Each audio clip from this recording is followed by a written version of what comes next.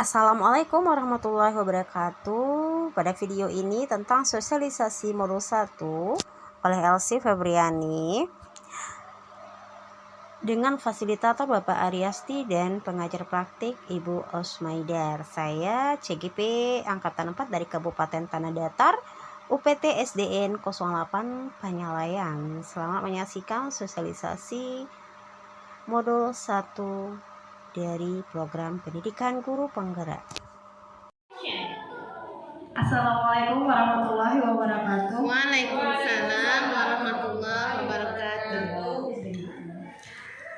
Terima kasih atas kehadiran Bapak Ibu guru SD 08 Panyalayan dalam acara sosialisasi program pendidikan guru penggerak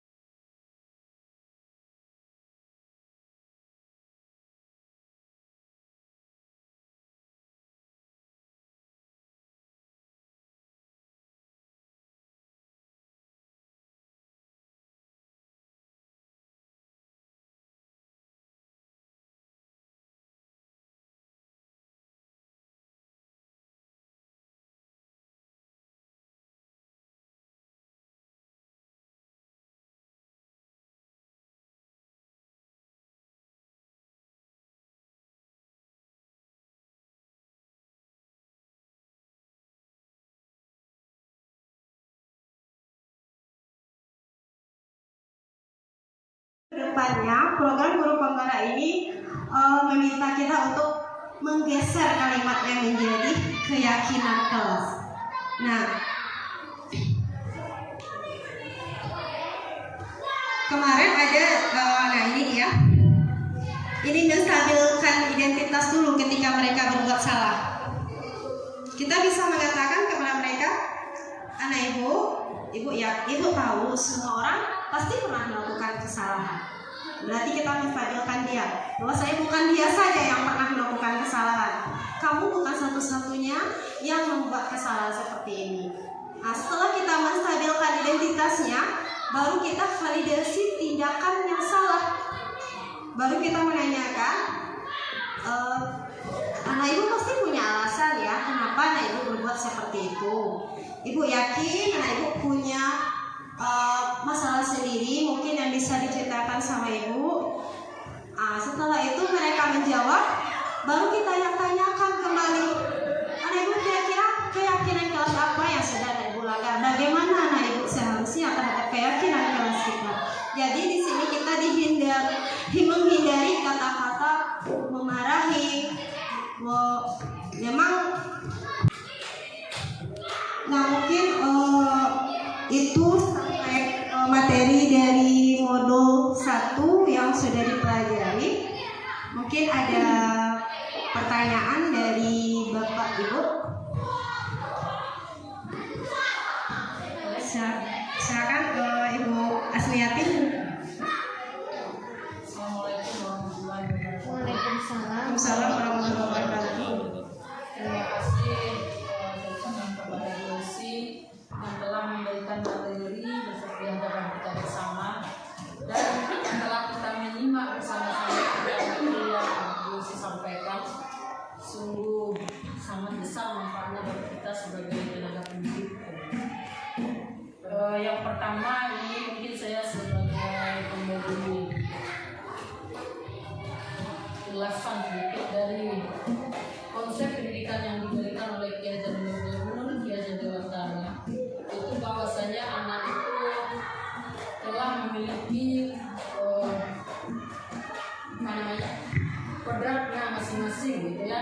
Memang waktu zaman kita kuliah atau di zaman pendidikan dulu, kita sama-sama mungkin semua kita di sini mendengar atau menerima konsep bahwasanya kita atau anak-anak itu memang ibaratnya seperti kaset kosong, sehingga itu tertanam bagi kita. Bahkan mungkin kita juga sering menjadi belakang sama murid kalau anak-anak kecil itu seperti kaset kosong, sehingga apapun yang diberikan direkamnya.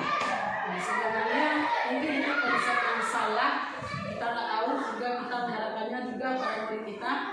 Sebenarnya kalau kita kaji dalam Al-Quran juga disebutkan oleh Allah bahwasanya setiap anak yang lahir itu suci, fitrah, sudah punya kodratnya masing-masing. Tinggal bagaimana kita sebagai orang tuanya mengarahkannya, mengembangkan bakatnya, sehingga apakah dia nanti menjadi Yahudi atau Nasrani. Nah, itu sudah ada di dalam Al-Quran ya.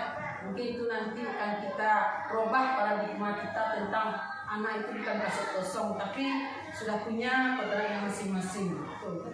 Kemudian lagi yang saya tangkap tadi dari yang dijelaskan oleh Bu Elsi, anak itu sudah punya kodrat masing-masing, dan kita tidak boleh memaksakan keinginan kita atau menuntut kepada anak itu harus bisa ini, tapi kita sesuaikan dengan alurnya masing-masing. Yang saya pikirkan di sini, kalau seperti itu, untuk apa gunanya kita bikin sekolah, di sekolah kita ini harus ada KKM, umpamanya matematik harus punya KKM segini, sedangkan anak itu tidak mau dengan matematik, kita paksakan harus tuntas seperti ini. Tentu kita sudah ADRT juga memaksa anak juga. Mungkin itu apakah kesalahannya memang di pendidikan kita tidak tahu, cuman itu yang ada di negara kita saat ini. Kemudian yang ingin saya tanyakan di sini seperti yang kita katakan tadi, memang dalam praktek mengajar kita memang sering kita melakukan tanpa kita sadari kalau anak itu melakukan kesalahan, memang langsung kita tegur gitu ya. Yang ingin saya tanyakan, bagaimana kita menerapkan kepada anak konsep restitusi itu, umpamanya anak itu sudah kita kasih, sudah kita nasihati, tapi masih juga mungkin kesalahan yang sama, otomatis kita teremosi gitu, terpancing, sehingga kita marah lagi di depan anak itu.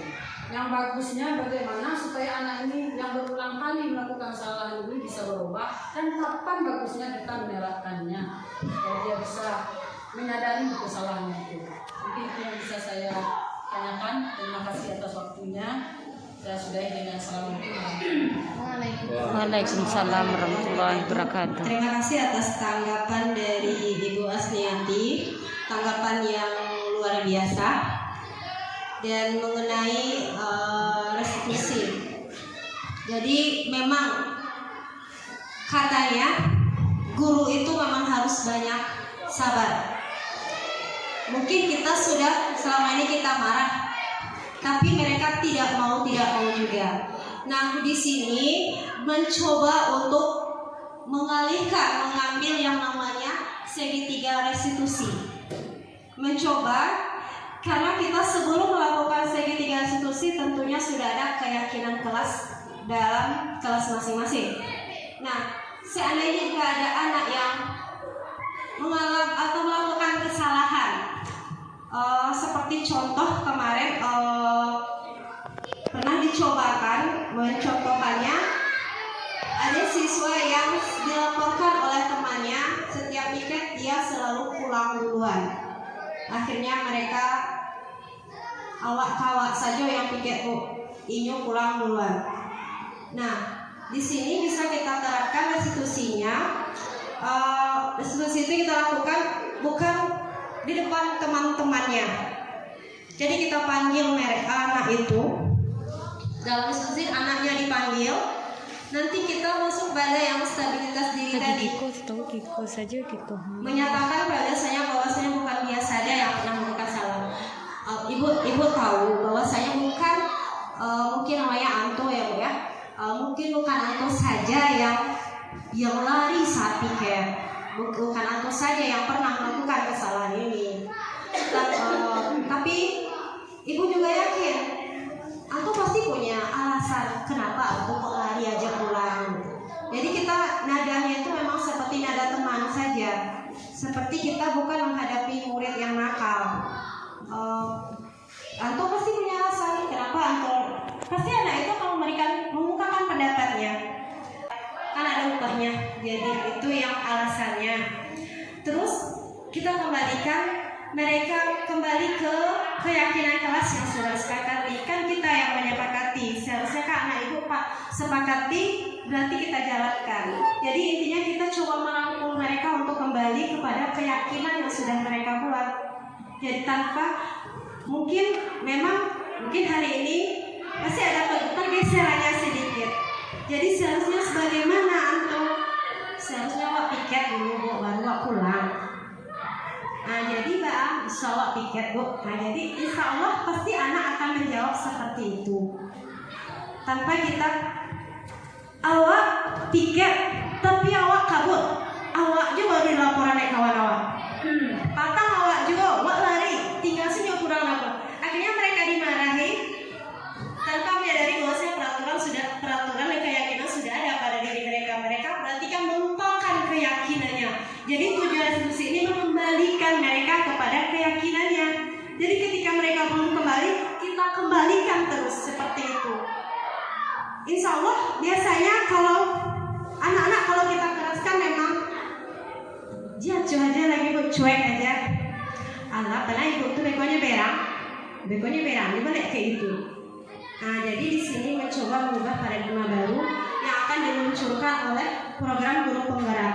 Dan guru penggerak ini tujuannya disosialisasikan itu supaya nanti ada minat dari bapak ibu guru yang lain untuk ikut dalam program ini. Jadi diharapkan sekali setelah ini mungkin kita bisa bergeser sedikit. Jadi mungkin itu jawaban dari saya Bu Asniati.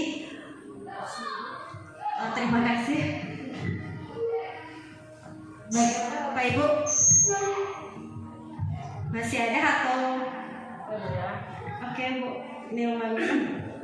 Assalamualaikum warahmatullahi wabarakatuh. Waalaikumsalam warahmatullahi wabarakatuh.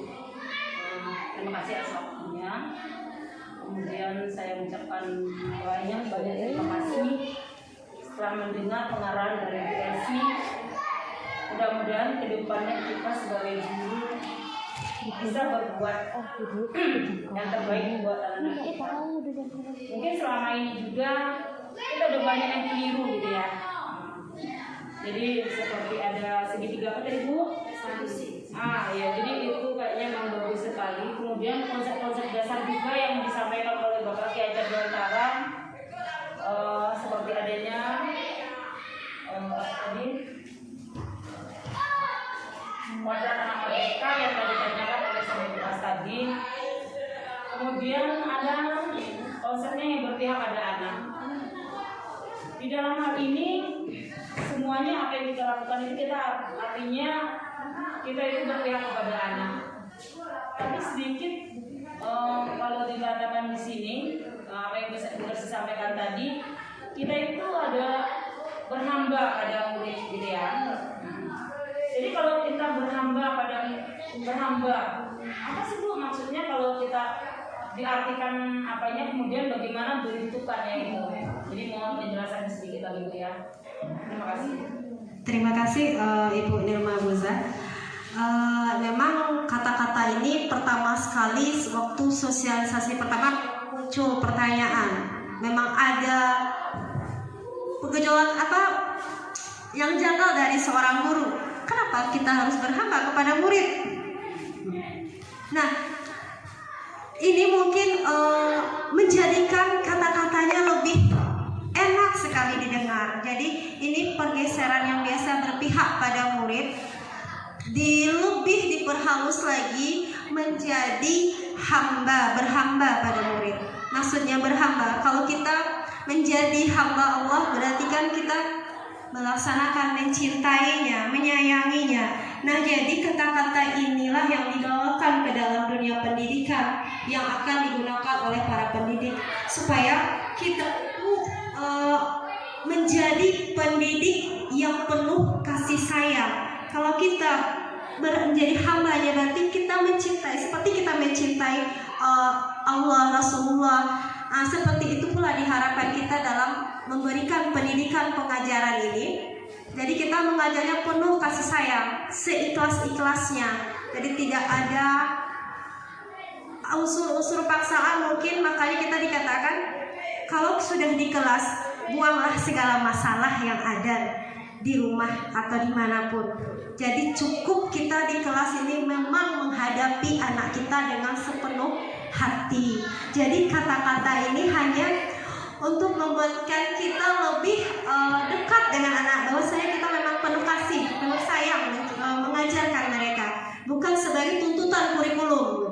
Intinya berhamba itu kita penuh cinta kasih saja. Jadi penggunaan kata-katanya aja, bukan berarti kita harus menjadi budak gitu. Jadi itu intinya menyadarkan kita bahwasanya kita harus sayang kepada mereka. Mungkin itu sedikit penjelasan dari saya, Ibu. Terima kasih atas penjelasannya. Terima kasih Ibu. Bagaimana Bapak Ibu? Masih ada yang diragukan? Pas ya Bu ya? Oke. Alhamdulillah acara sosialisasi di SD 08 Penyalayan sudah terlaksana, dan saya di sini juga bukan untuk menggurui. Saya karena sudah belajar ini dan harus disampaikan kepada sekolah, dan berharap nantinya akan ada lagi guru penggerak yang lahir dari SD. Assalamualaikum warahmatullahi wabarakatuh.